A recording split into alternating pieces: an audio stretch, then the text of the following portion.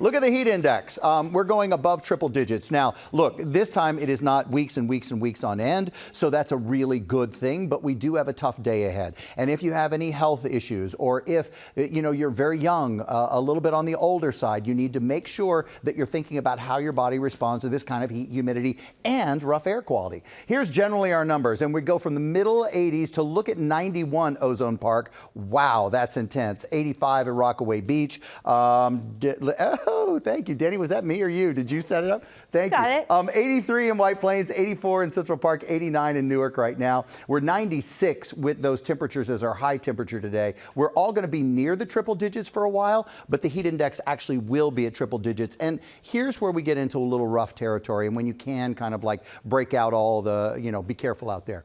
If we get that heat index from 105 to 107, and in some places we will, I do need you to be a little extra careful. Air quality alert is out there right now, and that continues for well, it's stuck now. There you go.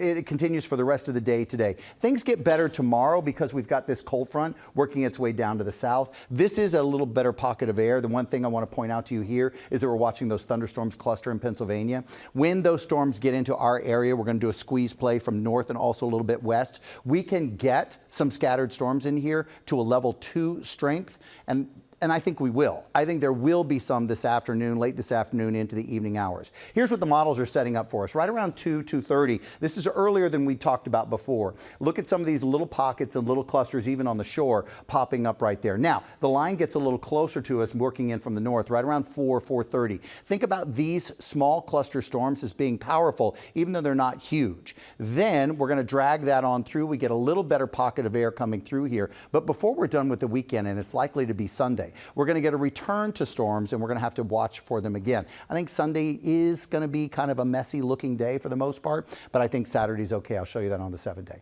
Take a look at what we've got going on this afternoon. So 104 is when we peak, right around 2 to 3. I might extend that closer to 4. Then we'll start to see some of those storms moving through. When they move through the city, you're going to notice it feel a little bit better right after those storms. So this isn't the day where the storms make it feel worse. It actually does feel a little bit better. And it's 74 as we get into the overnight. Then by the time we get into the day tomorrow, you guys might have to advance this for me because it is just not clicking. I think we need a battery change. 86 is where we're going during the day tomorrow, and then here's a look at the 7-day. Good, we're done. I can just like throw that thing away. Throw it this way. Dani Beckstrom, thank you. Save me because this thing was not working today.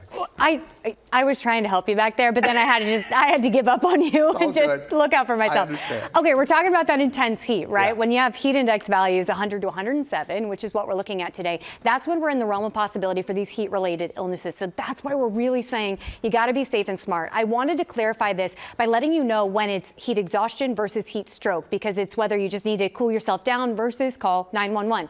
If you have a throbbing headache, you're not sweating, your skin is red, hot, and dry, rapid, strong pulse, that's when you need to call 911.